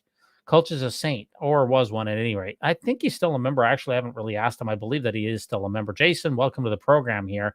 Says we need better enemies of the church. What do you mean? This is a real puzzler for me with Jonah. The church has less than 0.5% of total membership on the earth. What do you mean? There's supposed to be less members? Is that even theoretically possible? Come on, give me a break, buddy. Is that there should be better enemies? Should be less members? I don't even know if that's possible. And Luke, Luke is a certified Sigma male. He's at least the beta. He's probably at least a Sigma as well. And they're complimenting him on his hairdo. I don't think so. And I always like to put this mugshot of Cardin Ellis up there whenever I can to slip in there. Now that's kind of my calling card now. But no, his hair does not look good. No, that is not good hair. Sorry. This is the pot calling the kettle black. But no, he is a mid-Mormon Sigma male. Sorry, Luke. Shout out to Luke here. Jonah, you need to stop talking, buddy. You are. Join the Discord. I have heard so many ridiculous things about the Discord. I've heard that is a bastion of toxicity. I was gifted a Word Radio Premium membership once upon a time, and I guess I could have gone into the Discord, but Cardinellis kind of takes a dim view of people coming into his Discord. I don't know how I could possibly go in there. It's pretty much a toxic wasteland, or at least that's what I've heard. I haven't been in there myself. Celestial, terrestrial, celestial. That's not going to happen, Jonah. I'm not joining the Discord. Thanks for the offer, though, buddy. I appreciate that. Yeah, so they do short shows with the shirts off. Now, see, that's what I would pay for, folks. If we actually did have Word Radio live streams with shirts off, let's freaking go. Now, that's something that I could sink my teeth into. Boy, I'd pay a pretty penny to see Cardin with the shirt off. That's appealing to me. That's all I can tell you there. Let's freaking go here. But not with Brittany with her shirt off. See, this is the question that I have for you. He then says, not Brittany. That's gross. Is that a diss on her? Come on. I mean, I don't know. I don't know. What can I tell you? Yeah, this is the mugshot from the airport. Now, it was actually songs. It was a knife, not a gun. Jonas says it'd be disgusting to have a live stream with Brittany with her shirt off. Is that sexist or is that appropriate? I can't figure that out there. Well, he's saying that it's gross. I guess so. Is he maligning her? I can't tell. See, this is what I imagine with a Ward Radio live stream. That's if I got an invite for that, I'd be all over for that. That's what I'd love to see right there. Man, boy, with the Cardin, Kwaku, all those guys with their shirts off, I could really get into that here. But maybe that's a hard pass. Yeah, Cardin is working through his emotions here. It's been a frustrating exercise in the impotence. Frustrating exercise in impotence. I believe Cardin when he says that. It's been a frustrating exercise in the Whoa, with the eggplant out there? impotence. Yeah. Impotence. Impotence. Yeah. Impotence. Show us the verse that says to be nice. You are not a nice person! Why do you have to have a verse in the Bible to tell you everything what you should do anyway? There's no verse in the Bible, by the way, that says that trans members need a bathroom monitor, and yet you do that. I mean, do you have to rule your life through the primitive scribblings and postulations of Iron Age informed peasants who didn't even understand that the earth was round and had no clue about germ theory and gravity and electromagnetism? You have to run your life out of those primitive people's verses? I don't think so. What is the good reason behind doing that? We need to have our lives be patterned after the Enlightenment, the Industrial Revolution, skeptical, rational skepticism, secular humanism. That's going to lead to human flourishing, not these ignorant speculations of Iron Age Bedouin people in the Middle East. Where's the verse that being nice is a commandment? Why can't you just be nice? Yeah, where's the verse that being nice is a commandment? Like I said, there's no reason to appeal to the Bible or any other holy book as authoritative. But if you really want one, I mean, at least Paul said that Jesus said that we should do unto others how they would do, they have them do unto us. The so-called golden rule. Jesus himself didn't say that, but Paul put that into Jesus's mouth. I guess you could put that in there. I mean, the question is, why can't you just be nice? Why do you have to have a verse for everything that you do? Dub, this is Real Talk Mormonism. If you want to talk Mormon stuff, you can follow the StreamYard link down at the bottom. The church is growing when all other sects are shrinking. And this is the stat that I've really pulled out of many of times with this, is the Cooperative Election Survey, which is one of the longest running aspects of religion. And if you look from 2008, if you look at 2008 until a 15-year survey, you will see that disaffiliation among members of the Church of Jesus Christ of Latter-day Saints over a 15-year period, I believe it was from 2008 to 2023, that Mormon Church members in the United States, at least adults, went from 1.8 million members down to 1.2 million members. The disaffiliation rate is 50% over the course of 15 years. Now, Jana Reese is arguing that the church still is growing. But David Bednar at the National Press Club briefing in May of 2022 was asked about the fact that the church is not achieving a replacement rate in the United States, and he did not deny it. So the idea that the church is growing, I think, is a fantasy. I think the Mormon shrivel is real. That's why when he put this part out here, I laughed about that. Why can't you just be nice? The church is growing when all other sects are shrinking. We're still growing. That's one of my favorite clips. That guy's laugh is so pure. I am going to get pulled over here. I think I'm in a ditch. This is hilarious. Obviously, Jonah is not in a ditch. I think his rant, other than the fact that he maligned Nemo, I think it is highly entertaining. And I do think that the Ward Radio live streams are very entertaining. That's the reason that they are doing much better than the Mormon News Roundup. Now, obviously, I disagree with much of what they say. And the idea that they're maligning Nemo the Mormon, that he doesn't know what he's talking about, I think is actually factually in error as well. But as far as the entertainment quality, they do have an entertainment quality where he's pretending to be in a ditch. I do find that to be funny. I'm in a ditch somewhere. You have AAA, Cardin? Yeah. Can I get your AAA number, Cardin? I'll help you out. We will send assistance quickly. Hurry, there's something knocking at the window. Yeah, and so what I was thinking about, let's just look at the look on Jonah's face there. He's kind of unhinged. That's why I said it's an unhinged rant. And he said something's knocking at the window, and that just kind of reminded me of that one story of the guy here who was trying to punch in the guy's window, and I just set it to music, and I put in a bizarre, goofy look on Jonah's face. This all just kind of comes to me. This was a ship that put to sea. The name of the ship was And then I said, what in the heck was that? What was that? And then I tie this in with a video here of Cardinals getting arrested, tied in with the Ward Radio main theme. It's gonna be the best day ever. And then also My life, Carden's mugshot also makes an appearance. I always try to find ways to have Carden's mugshot make an appearance whenever I can. Now, the last thing here is prosperity gospel preparation here, folks. Unfortunately, like I said, I accepted the debate from Jacob Hansen, and he has yet to respond to me. And that's unfortunate because I cannot continue to prep on my own. I mean, I pretty much prepped as well as I can. And I'm just going to cover a couple of last points in here, unless there's somebody who wants to call in.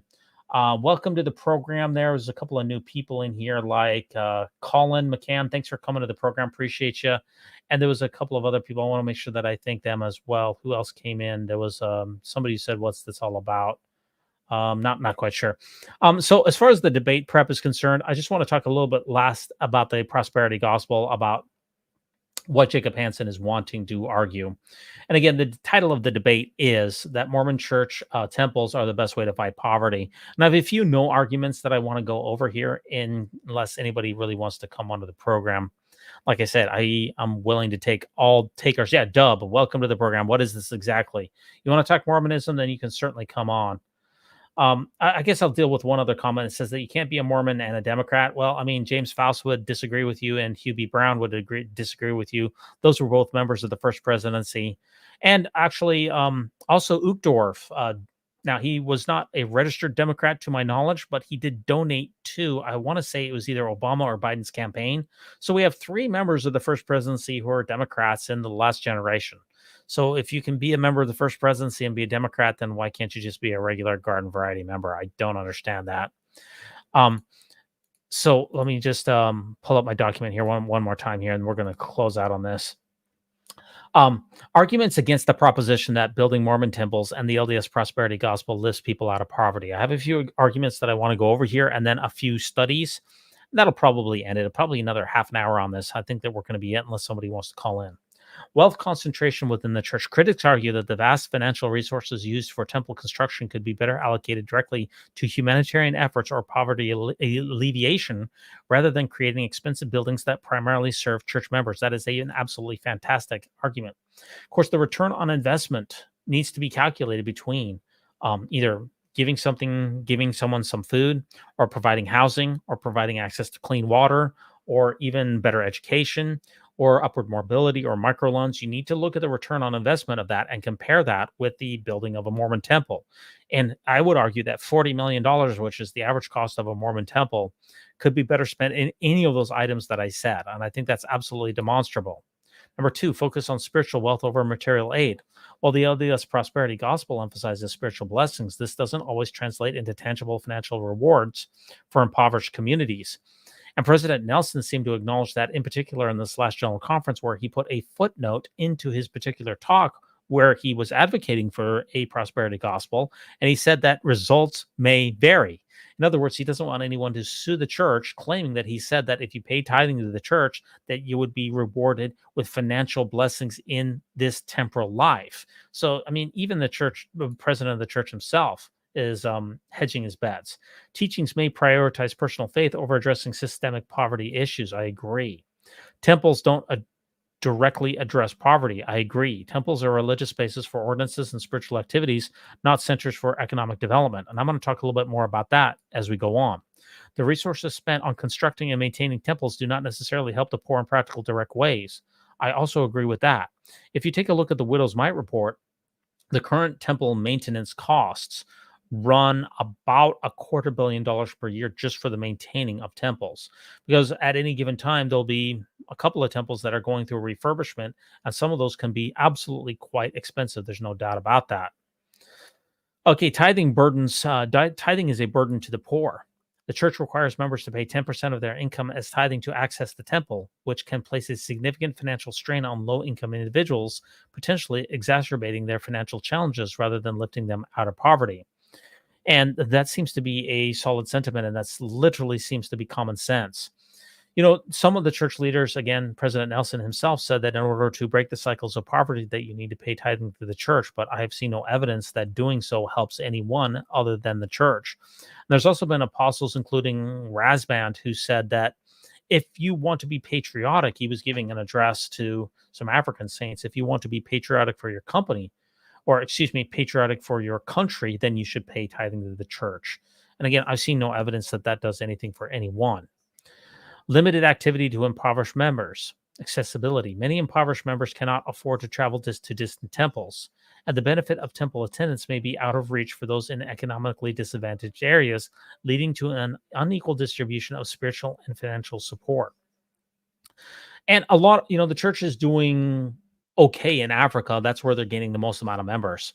If you compare the church's missionary work in Africa to other restorationist religions, also like the burned over religions like Seventh-day Adventists, like Jehovah's Witnesses, the Mormon church is doing much, much worse in Africa than those other religions. So the idea that the church is doing great in Africa is really quite frankly, is a myth. But there's an unequal distribution of the amount of money that is sent back to different congregations. In Africa, the typical congregation is probably a net negative for the church, meaning the church is sending more money to Africa than let's see, there's solid evidence of tax evasion. Okay, I'll take a look at that. Mary, welcome to the program. I will take a look at that. That's interesting here. Solid. I'm not exactly sure what you mean by that, by the way. Let me see here. Let me just pull that up here. Solid evidence of scandal of illegal business operations. Interesting. Whoa, scandal alert. Whoa, this is juicy here. I watch your content. Oh, illegal business. Oh my gosh. Okay, folks, this is all allegations. First of all, I want to say that this is allegations. This has not been confirmed, but this is very interesting here. I watch your content, and this may or may not be a news story. I'm exposing the illegal business practices of Jacob Hansen. Holy cow. Oh my goodness. Now, again, these are allegations. We're just taking a look at them. I'm not saying that this has been confirmed, but let's just see what this says. Very interesting stuff. Who has long positioned himself as a moral authority within the Mormon community. Interesting stuff, Mary.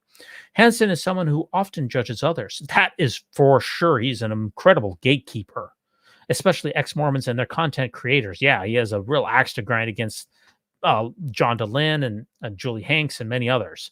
While caught in a web of deceit and illegal activities that spans multiple states, holy cow.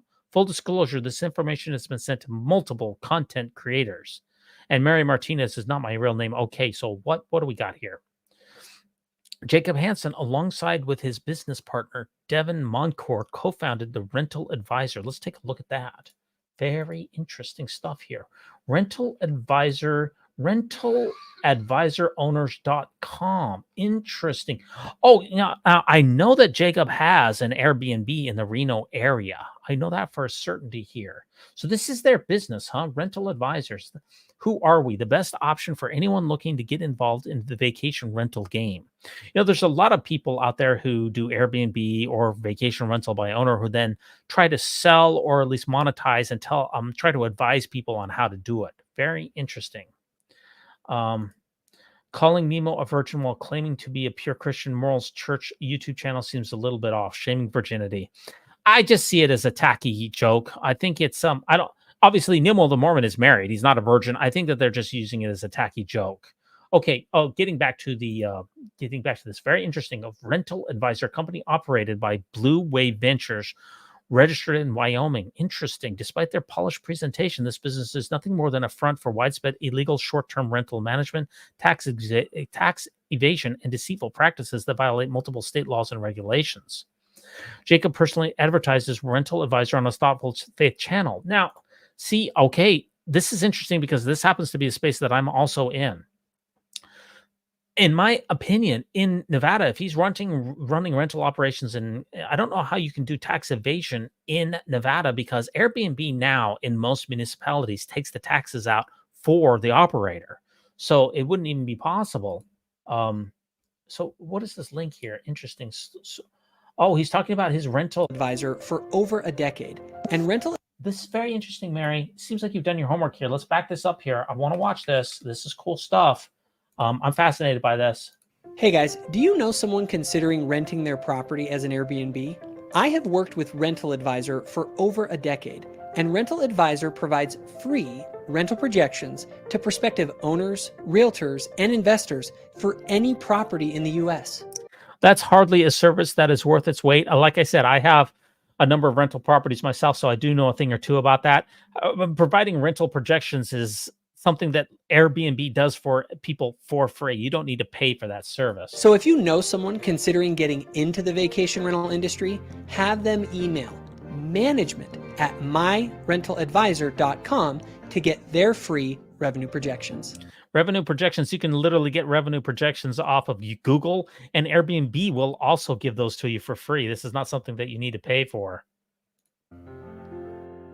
Okay, interesting. Okay, I knew he was in the Airbnb space. I didn't know he was into it this much. Okay, Hawaii violations. Okay, let's hear. These are just allegations. But whatever. This is Real Talk Mormonism. We get into all this kind of stuff. Rental Advisor operates without registration as a foreign LLC in Hawaii, evading state taxes and breaking local laws. Now, it's interesting that you bring up Hawaii because Airbnb in Hawaii is very highly regulated. So there's a lot of rules out there. They have a dim view on people who run Airbnbs in Hawaii. Hopefully am I talking too loud? Maybe I'm talking too loud. They have a really dim view of people running Airbnbs in Hawaii. So if there's going to be illegal allegations for someone, it generally wouldn't happen in Nevada. It would happen in a highly regulated area such as Hawaii, evading state taxes and breaking local laws. Hansen openly admitted these illegal activities in a video still publicly available on YouTube around the 12-minute mark. So if you Google Hawaii Airbnb, you'll see that there's been a lot of machinations. Hold on for a sec. I've gotta switch out of this account here. Sorry about that. Interesting stuff here. So let's try this one more time. Hawaii Airbnb. Mary, you came to the right place, by the way, because I do know a thing or two about the subject. See, are Airbnbs banned in Hawaii? New law seeks to crack down on short-term rentals. Yeah, Airbnbs are mostly fake. Maui looks back to cut back on Airbnbs as early as next summer. See, they're cracking down in Hawaii. So it's really hard to run an Airbnb in Hawaii. And if you're going to have illegal activity, it would be in one of these highly regulated areas. I'm taking this off for a minute. Let's get back to this. I want to read some more of this. Very interesting stuff here. Okay.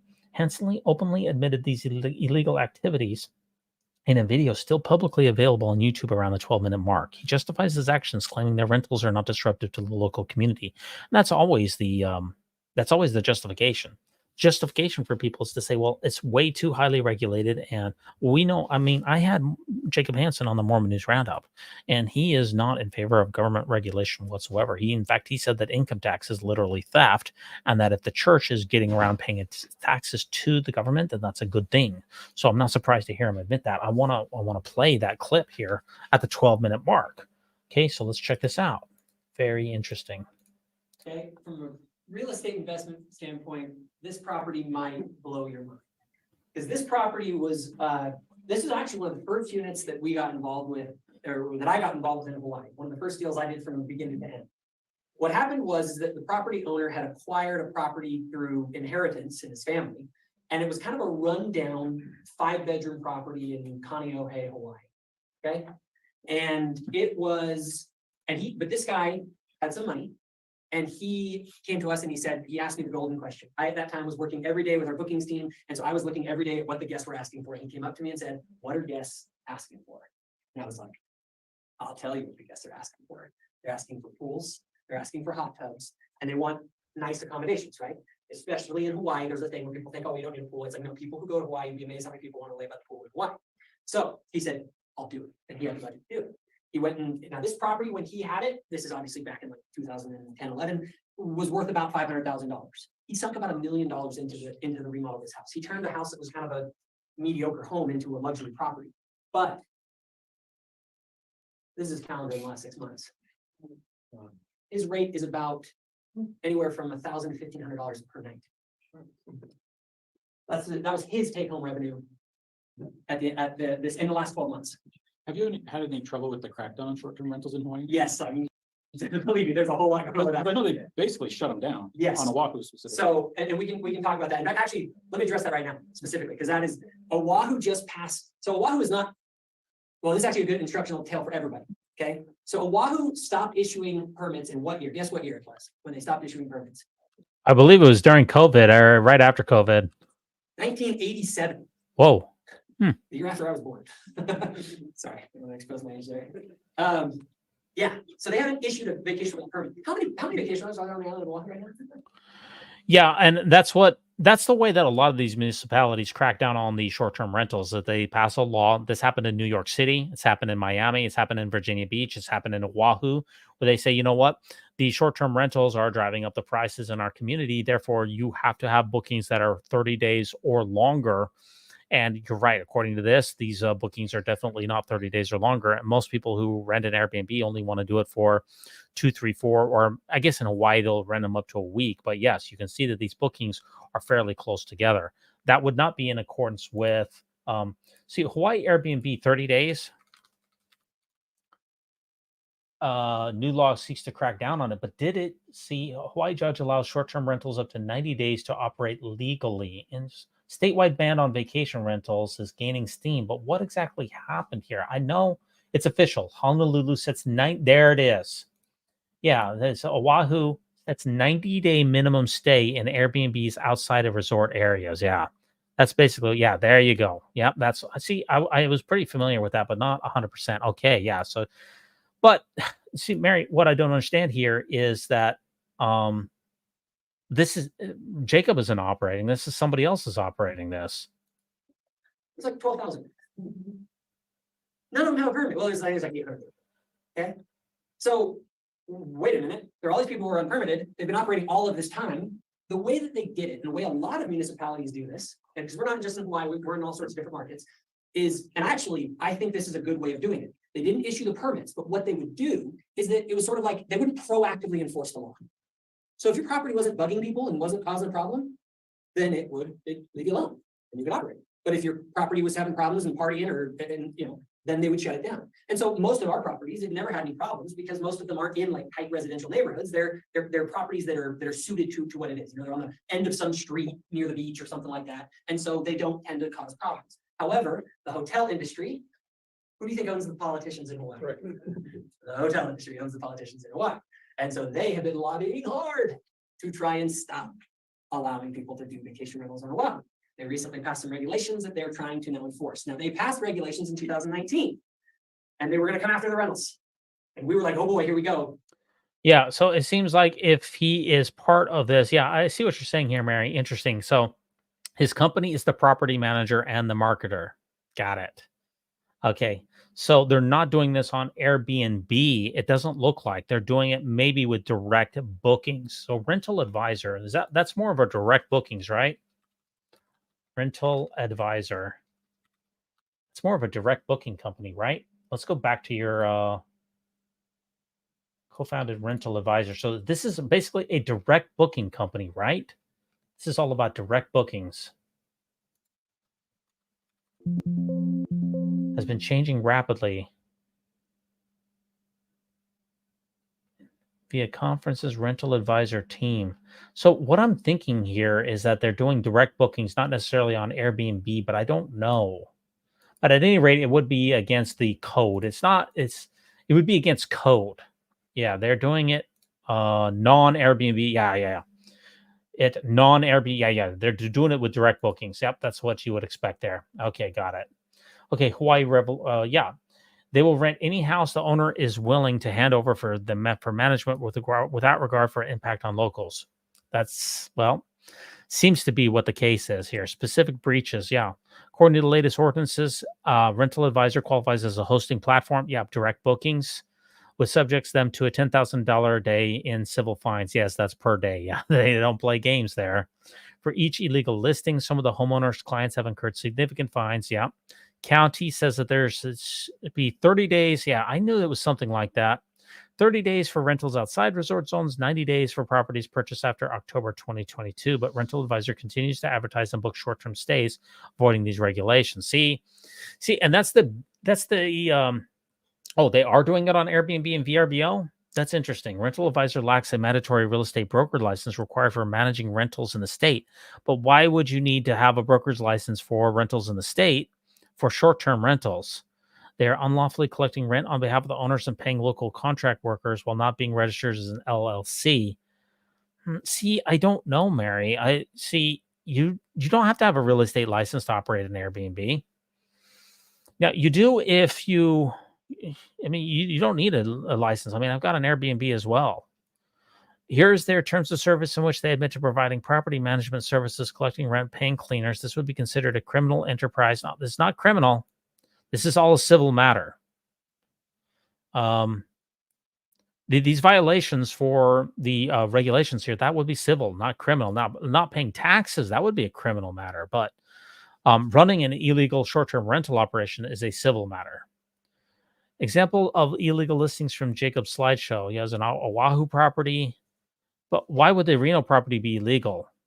Oh my gosh, even Reno has a 28-day night minimum? I didn't know that either. Really? Reno, 28-day minimum Airbnb. City of Reno operates under a short-term rental regulation mandating that anyone renting out their property for a period shorter than 28 days must secure a permit. Okay. But maybe he has a permit. Listing descriptions mentions an adjacent home also available for rent. Yeah, but does he have a permit? He could get one just because he has one in Reno. If he has the permit, then he's okay. Yes, it certainly would be a criminal if you're not paying taxes, but how do we know that he's not? Let's do that 28-day minimum. Anyone renting out their property for a period shorter must just, yeah, so he could easily have a short-term permit for his Reno property. So brags about this property. Yeah, I knew he had a Reno property, revealing his, well, you don't know that he doesn't have a permit. Yeah, they have a law, but you can get a permit to get out of it. Now, the Hawaii one is more concerning. Blue Wave Ventures is not actively registered to do business in Nevada. It was dissolved. See, you keep saying that there's tax evasion. You don't have to have an LLC to do an Airbnb.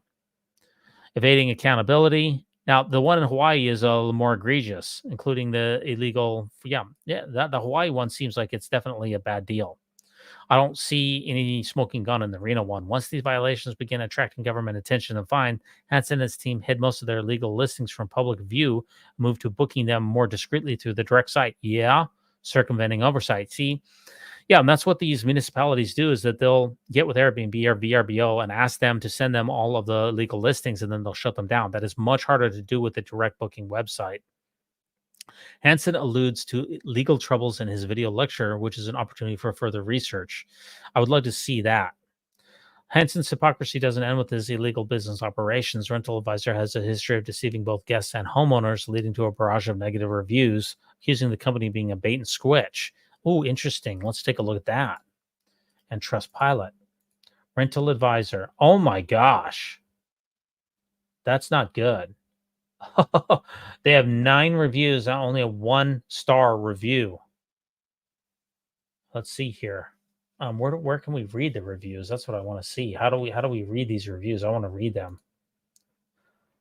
I wish I had seen these reviews on Yelp. Wow, 1 star. San Francisco. Rented a home in super cute, no AC, beds were horrible. Oh my gosh. No stars. Horrible reviews here. Do not rent through this company. Oh my gosh. This is ridiculous. Very bad reviews. Straight up thieves. Paid in full. They didn't hold up and they took my money. Oh my gosh, got nothing back? This is so crazy.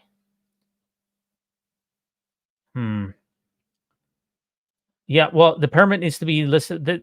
Just because you didn't put the permit number on the listing doesn't mean that you don't have a permit. It's supposed to be there. I understand that, Mary, but just because you don't have a permit doesn't mean that you don't have one.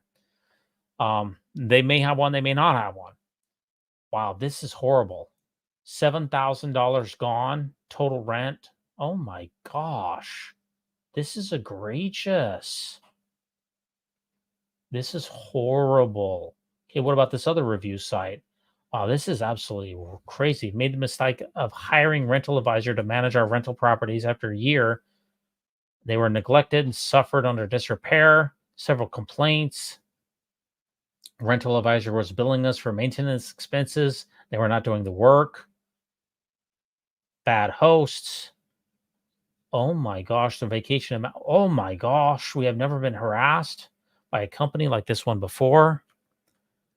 We were asked to change our review. Disappointed with the rental. Unlawful property management. They're not registered to do business or legal property in all states. Oh my gosh. I am absolutely floored here. I know we're on a big digression, but what can I tell you? This is crazy stuff here. Did my mouse just die on me? I hope my mouse didn't die. Mary Martinez, you have to have an LLC to manage the properties in every state. Do you? You keep making that assertion, but do you? If you conduct property management for properties you don't own, many states require real estate. Yeah, that's not that I'm aware of. Not that, especially for short term. You made the claim that you have to have an LLC and that you have to have a real estate license. I don't know the answer to that, and I'm skeptical of that. But rats in the rental property? Oh my gosh, North Shore of Oahu, terrible. Oh my gosh. Oh, these are horrible reviews. Rental Advisor seems like a bad company. My goodness. Hansen's company regularly misrepresents properties that they manage, luring clients under false pretenses and failing to deliver on promises. Hansen is the co-founder. This reflects directly on him. At least we can say that for sure. Jacob Hansen's illegal activities extend beyond mere tax evasion and licensing breaches. So how do you know that let's see, where's the evidence? I guess we got to keep reading, but how do we have evidence that he is not paying? So he's paying for cleaning services. He's paying for people to do handyman work. And then you're supposed to report those kind of taxable income to the government. Where do we have evidence that he's not doing that? His company has significantly disrupted residential neighborhoods, exacerbating the housing shortage on Oahu, puts homeowners at risk of serious civil fines, and continues to profit from unlawful practices while touting himself as a moral authority on his thoughtful faith platform. That would be a serious disconnect. He admits to years of illegal business practices on video, yet his content continues to promote a false narrative of righteousness. Interesting. Jacob Hansen's hypocrisy mirrors the Mormon Church itself, publicly projecting a veneer of moral superiority while hiding and perpetuating unethical and illegal behavior behind closed doors. There's a lot of parallels here. As a figure who frequently criticizes others from a self-assigned moral high ground, Hansen's actions are not only personally hypocritical, but also indicative of a broader pattern within his faith community. I can't disagree with you. Exposing Hansen's hypocrisy and drawing parallels to the church can potentially help some recognize that their messengers who preach and defend the church's doctrine should be scrutinized. Hopefully some of them will turn that critical lens onto Joseph Smith and the modern church leaders. Your content was instrumental in helping me wake up and leave Mormonism. Interesting. It is crucial to save the evidence now because once the story begins to break, some ex-Mormon content creators may be faster to publish than others. There's a strong likelihood that Jacob will start scrubbing his online omissions as soon as he first reports emerge. The window to expose this scandal may be narrow, and early access to the proof is vital for those who want to share widely. Please do your due diligence to confirm all information provided. Thank you for your attention to this matter. I used ChatGPT to read the video transcript and highlight quotations of interest from Hansen's video. Some are redundant but different, but there's implications. Interesting. Okay, couple of quotes here. I'm interested that you used ChatGPT to read the transcript. Interesting. Admission of operating illegal rentals. We actually pulled down all of our listings. There's a legal fight going on to actually enforce some of these laws. Is very, very difficult. Well, I mean, I'm trying to be as charitable as I can to the thoughtless taint here, but if he said he pulled down all of the listings to try to comply with the law, then that seems like he's doing the right thing. Regulatory crackdown, while also implying an intention to continue defying the laws. No, I don't see an intention there. I see he said that he admitted to pulling them down. Don't see an issue with there, evading compliance. Some owners are like, I'm just going to go without a permit because I know that they don't enforce the law, so we kind of just stay out of that. Hansen admits to allowing property owners to operate without necessary permits, clearly suggesting a willingness to flout regulations as long as they are not actively enforced. That I can agree with. And again, that is not a criminal matter. That would be a civil matter. Defending noncompliance in Hawaii. And you say that he put them back up again. Yeah, I don't doubt that. I imagine that you're right about that. Wahoo stopped issuing permits so they wouldn't proactively enforce the law. If your property wasn't bugging people, you could operate. Hansen portrays the lack of enforcement in Hawaii as an opportunity to break the law without consequences. Yeah, but Mary, the thing about it is that there's a lot of laws on the books that the government doesn't enforce. That's just a fundamental fact. I mean, there's a lot of gun laws. There's a lot of other laws. It's incumbent upon the government to enforce laws if they want people to comply with them. And if the government passes laws and then doesn't enforce them, there's thousands of laws on the book. I mean, just go back to the Mormon-Missouri War, where it was legal to exterminate Mormons for generations. Just because if a government is not enforcing its own laws, then I don't have a problem with the government who's not enforcing their laws for you not to follow the laws that they're not enforcing. I mean, the government, there's too much government regulation, in my opinion, in general. So if they're seriously not enforcing the laws, then that's the government's problem, not my problem.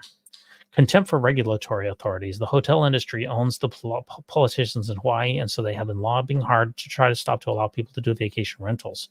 Here, Hansen frames regulatory measures as mere political maneuvers, undermining the legitimacy of the laws designed to manage the rental market.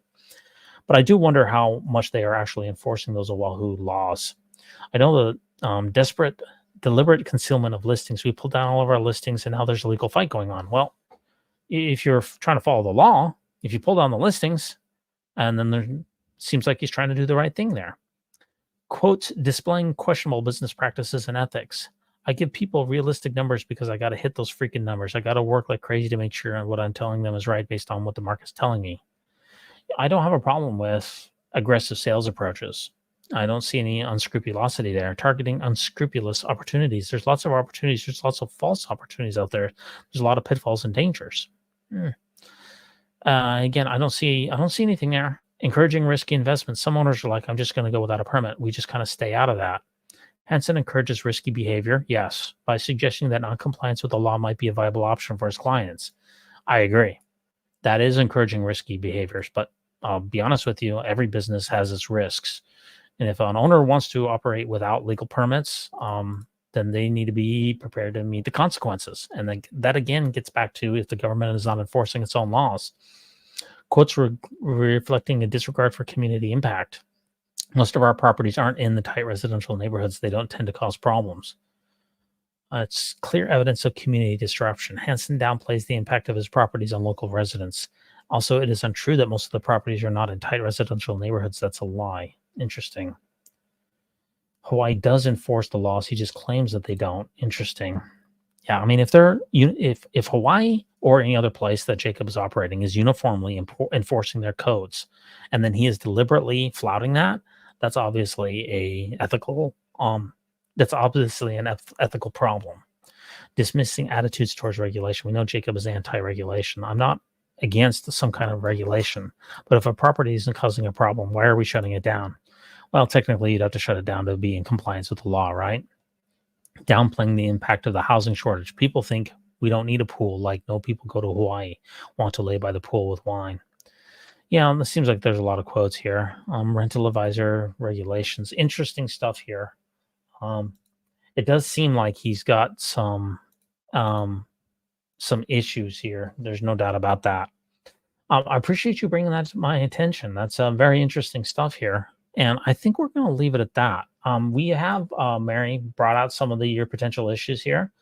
I am definitely not an expert in this particular field, but I am somewhat familiar with it. Thanks for bringing that to our attention. I think the thing that I find the most revealing out of this entire discussion that we've had here is the reviews that Jacob Hansen has. They are truly abysmal. And there's been a number of reviews which have people say that he's literally stolen their money from them. That's remarkable. I don't know what the truth of the entire situation is. These are mere allegations. I don't know if he's not paying his taxes. So, I mean, when you do direct bookings, it's a little different than if you book directly with Airbnb and VRBO, because typically in most jurisdictions, Airbnb and VRBO will automatically take out the sales tax, will automatically take out the lodging taxes, will automatically take out any of the local regulatory taxes, and then send that to the place that is either the county or the city or the state or whatever it is. If you're doing direct rentals, then it's obviously not taken out directly. and the ability to flout the taxes becomes much more easy to do.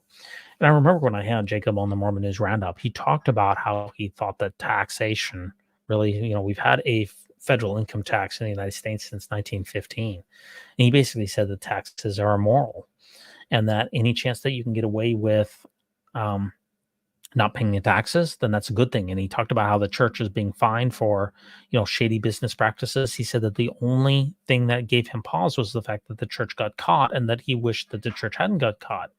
He was totally on board with the entire EPA scam. And that type of mentality is probably going to bleed over into his business practices. As Coach said, yeah, definitely abysmal reviews. That is absolutely dreadful. Alive. I hope everyone is well. Diamond Dave, I think I've got a little bit more time here. I'm going to finish off this debate prep here for, I've got a couple more things to go through. You missed the whole part about the terms of service. They are operating property management services per their teams for clients. This requires licensing in most states, as the LLC is not registered. I don't know which states he is required to have an LLC in. That's interesting. I don't know the regulations behind that. That's interesting. I don't know. I wouldn't be surprised if you're right about that. Wouldn't be surprised at all. Mary, we're going to leave that behind. I really appreciate you. I published it, spent a good amount of time on it. Very interesting stuff here. Let me just go back and I'm going to finish up my debate prep here for Jacob Hansen. Let everybody go. Overemphasis on tithing. For many members, paying tithing becomes a priority over essential expenses. We've seen that happen from time and time again, where the church says that you shouldn't feed your family, instead that you should pay the church first. The focus can cause individuals to neglect personal financial stability in favor of fulfilling religious obligations, which may hinder their ability to escape poverty. Maybe I'll have to come back to this another time. I think I'll have to come back to this debate prep a little bit. He cannot be paying those local taxes. It's hard to prove that someone isn't paying taxes. That's merely an allegation that how do you prove that? Because, you send in your lodging taxes to the city. You send in your state taxes. If there's county taxes or city taxes, New York City, for instance, has a number of different taxes. How do you prove that Jacob isn't paying the taxes to the places that he's supposed to? I don't see how you can prove that. You say that he's paying. Typically, when you're running a short-term rental business, that you have a number of expenses with cleaning teams, you have handyman, you have a number of different people that you have to pay for different services, either like, hot tub maintenance or whatever else. And you're supposed to report that income, and so that it's taxable, and pay that to whoever it is that you're supposed to pay that to. How do you determine that Jacob isn't paying those taxes as well? I don't see how you can make that. Now, you say that there's certain LLCs that he's not registered. How do you prove that? You could look at rental advisors, but how do you know that he doesn't have a different LLC that he's doing business with in those particular states? How do you prove that? There's a lot of smoke here, but you have to be able to connect the fire, and I'm not sure that you have in every capacity. So what Jacob basically said is that, in Oahu, these particular people who don't have these permits, that sometimes he's had to take his listings down to comply with the law. I don't see any ethical violation there. Now, you say that he's put up those listings back up. That would be against a city court. That would be against ordinances. That would be against code. That would be a civil infraction. Certainly not anything that rises to the level of criminality. That's why the fines that are associated with those things are purely monetary, and that there's no jail time that's involved with anybody that's associated with it. He says, if your rental advisor LLC is not registered to do business in those states, then he cannot pay taxes in those states. I'm going to seriously disagree with you, Mary, because you can still pay the taxes straight. You can write a check to the government at any point in time and pay the property or the lodging taxes for the place that your rentals are in. Why do you have to have an LLC to pay those taxes? You can just send that check every month to the city or the county in which your rentals are and pay them directly. Why do you have to have an LLC to do that? I don't understand why. His client, I know the same contract owners in different states, and I know he uses the same contract owners in different stages. I don't know. I think you brought up a lot of good points. First of all, I think we can definitely agree that there is a horrible reviews, and a number of the people in the reviews have claimed that that Jacob's company has defrauded them. Now, you can't prove that, but that's very concerning. We know that Jacob has a history of having a very dim view of paying taxes in general. So it's not surprising at all that he would try to flout local ordinances. And I will definitely push back on what I said, or I will double down on what I said earlier. If the government has certain arcane laws on its books or certain codes or practices that it is not currently enforcing, I'm not going to change my business practices to comply with codes or ordinances or regulations that the government has that they're not currently enforcing. I'm a small business owner myself. I need to make sure that I am following whatever the government is currently enforcing. That's what I'm going to shape my business to. And if they're not enforcing the laws or codes in a particular area, then I'm not going to follow those laws and the codes. I mean, the code book and the law books for these states are hundreds of pages long. To try to comply with every single business practice, especially if the government doesn't care about them, I don't think that that's a reasonable burden for a small business owner. Anyway, hey guys, thanks so much for dropping by. I really appreciate it. Thanks for tuning in to Real Talk Mormonism. Next time, maybe we can get some call-ins. Mary, thanks for your information. I really appreciate it. I was the first person to put it out. So thanks so much for dropping by. We'll see everybody later.